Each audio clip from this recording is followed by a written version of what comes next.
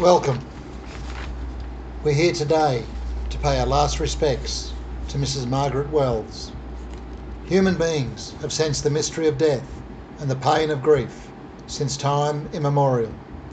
Every society has developed rites to mark the passage from life through death and to commemorate the dead.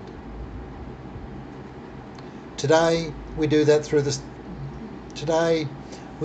the funeral service and the rites by which we lay a person's body to rest.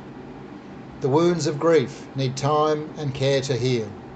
The funeral may help this process by enabling us to acknowledge our loss, give thanks for the life of the person who has died, make our last farewell, and begin to take up life once more. We are gathered here to celebrate Margaret's life, to reflect on what she meant to us, and to give thanks for the privilege of being a part of the life of Mrs Margaret Lorraine Wells.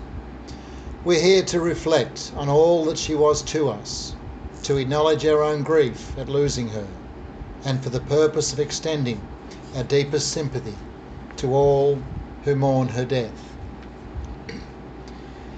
This small and simple service today is to commemorate Margaret's life and acknowledge her impact and influence on ourselves and the community in general. The multitude of memories you have of Margaret are like stars in the night skies. Each memory flickers brightly in our minds, defying time, taking us back to the instant the event occurred. We can see the stars and we can look at our memories, but the stars, like Margaret, are out of our reach. Trying to count memories is like trying to count the stars. There will always be one more memory to relive, one more star to count. So let us now face life with courage and hope.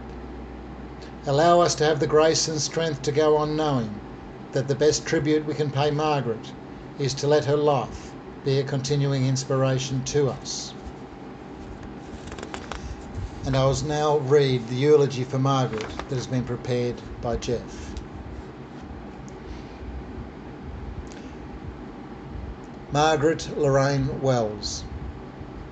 Today we have joined together to celebrate the life of Margaret Lorraine Wells and to reunite her with her adored husband Alan.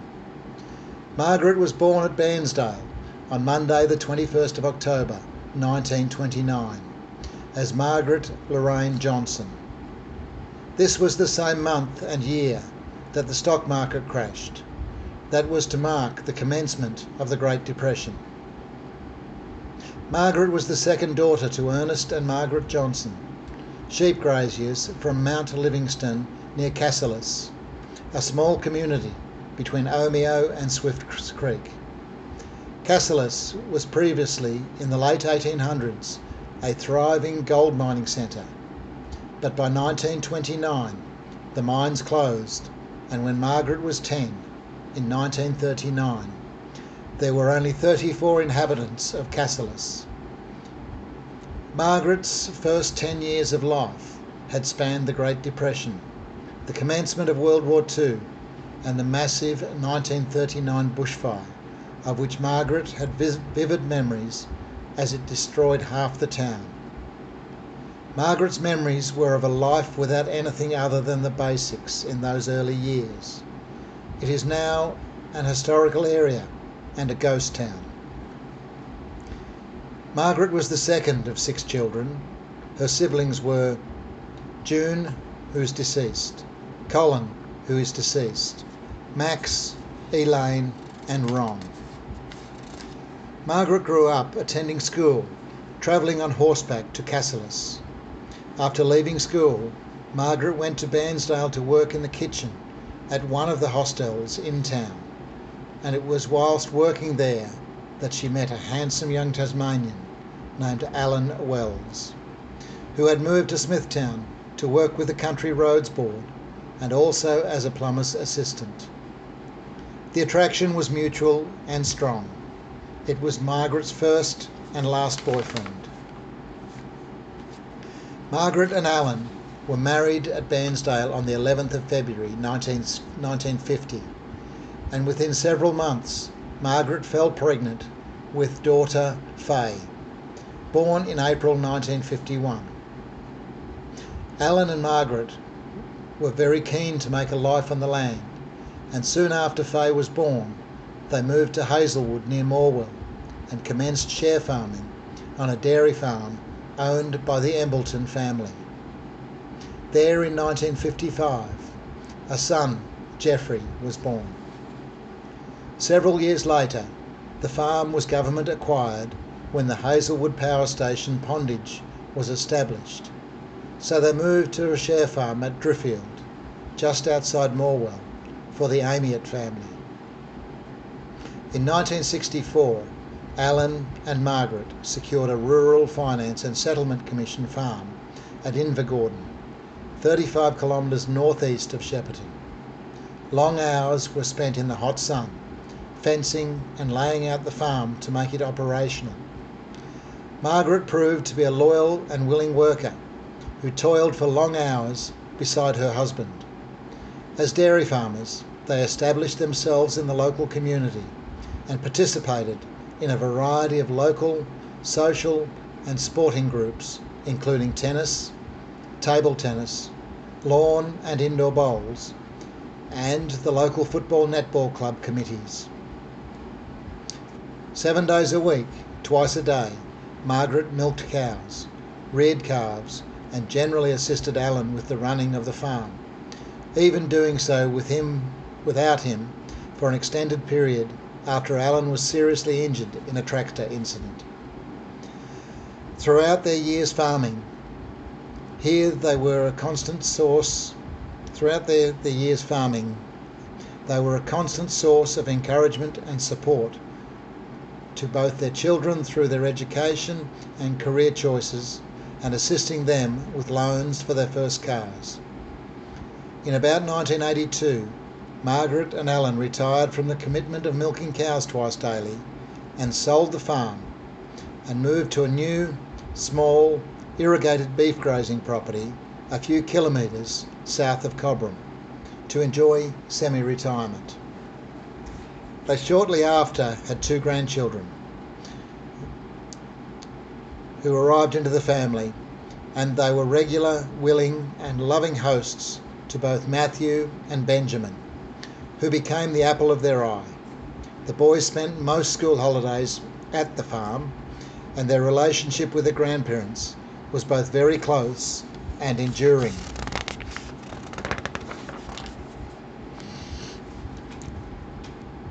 Both Margaret and Alan were enormously stable and loving influence on their lives. In the late 90s, Margaret and Alan sold the farm and retired to live in Hume Street, turning their hand to playing golf, lawn and carpet bowls, and sharing many afternoons playing cards with her friends, some of whom the family were very grateful to see here today. Margaret served as a volunteer at a local charity store and provided company and assistance to local aged people as a volunteer with the Do Care organisation, and with Alan doing Meals on Wheels. When her son Jeff remarried in 2002, Margaret welcomed her new daughter-in-law, Oi, and 2 new ready-made grandchildren in May and Mick.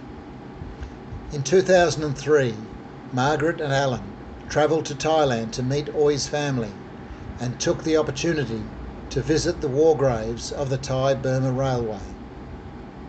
In 2006, Margaret was devastated when Alan passed away after a 6-month illness, during which Margaret nursed and cared for him every day, offering him support and hope during his terminal ill health. Alan passed away on the 11th of September that year, and Margaret was left to cope with living alone after almost 57 years of marriage. She undertook that with grace, whilst supported principally by her daughter Faye, who travelled every alternate weekend from Melbourne to be with her. Routine visits from any of the family members were always appreciated. The birthdays, engagements and weddings of her grandchildren were always a cause for tears, as a dimming memory did nothing to lessen the love Margaret held for Matthew and Alex, Ben and Kayla, May and Tay, and lastly but not least, Mick. May, her husband Tay, and also Mick were unable to attend today due to their employment responsibilities, with disability care and the armed services limiting their movements associated with COVID-19. Margaret was enthralled to become a great-grandmother to Diana and Georgia, and always smiled broadly and commented about how gorgeous they both were when shown photographs or videos of their progress from newborn to walking little angels.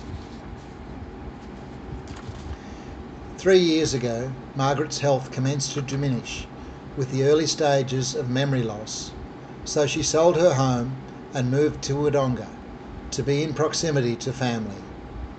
After a short stay in a gated community, Margaret's health deteriorated further and she was diagnosed with Alzheimer's disease and moved into care. Early last year, she settled at Estia Health Wodonga. Margaret's life revolved around regular visits and outings with family. She particularly enjoyed a cuppa and a scone at various eateries around Wodonga. The advancing dementia robbed her of her recall and ability to enjoy many things. However, she never lost her memory of those near and dear to her, and constantly expressed her love for her family and dear friends. Margaret passed away last Saturday, the 15th of August, peacefully with family present. It was her wish to have a simple graveside service with family present, and for her to be laid to rest beside her loving life partner, Alan, for eternity. Her family wishes to thank Doctors Datta, Lowney and McKeeman, the care staff at Estia Health Wodonga, and Margaret's dear friends that have attended here today, and those that, whilst unable to attend, have sent flowers or expressed kind wishes of sympathy and support. She lives on in the memories of her children, her grandchildren and her great-grandchildren, and will be missed more than she could have ever imagined. A much adored mother, grandmother and great-grandmother is now at rest. So rest in peace, Margaret. It's now time to take a leave of Margaret, whom we'll always remember with great warmth and appreciation. We return to our daily lives, resolved to follow her example of courage and sharing, to live our lives more fully with the same integrity and purpose, cheerfulness and love. So, dear Lord, today we lift up our hearts in gratitude for the life of Margaret, for all your goodness to her during her life, and for all that she was to those who loved her, and for everything in her life that reflected your goodness and love. Help us to be confident to release her to you and accept her death in the same way we accepted her life. May we rejoice in Margaret's life, be thankful that her life touched on ours. Surround us and all that mourn today with your continuing compassion. Do not let grief be without end or overwhelm us, but rather draw us closer together in faith and love. Amen. And now we come to the committal, remembering that death is not extinguishing the light, it is only putting out the lamp because the dawn has come. We are grateful for the life that Margaret has lived and for all that her life has meant to us. So tenderly and reverently we commit the body of our beloved Margaret to the earth, from which all life comes, and to which in the end all life returns.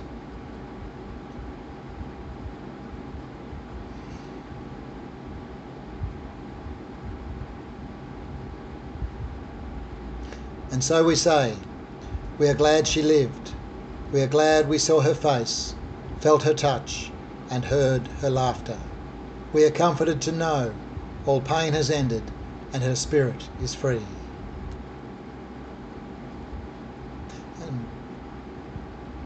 I would now like to finish the funeral service for Margaret with the words of the following verse. It was provided by Matthew Burke, Jeff's neighbour. It's called the Irish Prayer. May the road rise to meet you. May the wind be always at your back. May the sun shine warm upon your face. And until we meet again, may the Lord hold you in the palm of his hand. So Margaret, you will forever be in the memories of all who knew and loved you, and it is with this final goodbye to you that all of us here say, we will remember you until we meet again. Thank you.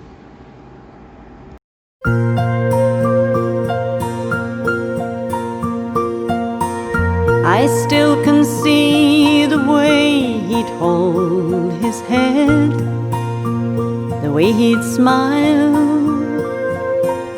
I still can feel his gentle touch, though it's been a long, long while. I still can hear the sweetest voice singing songs to me. This is just a glimpse into my lifetime memories.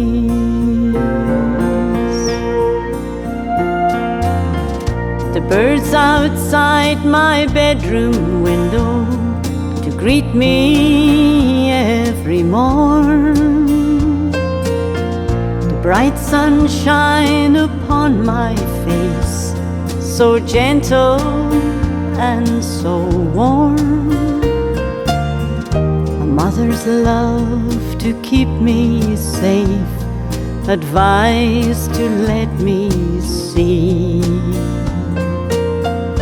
This is just a glimpse into my lifetime memories.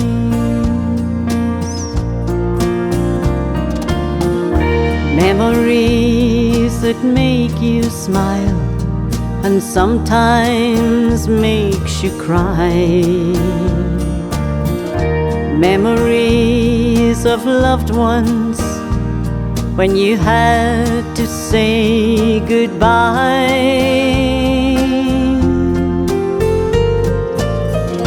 Precious loving moments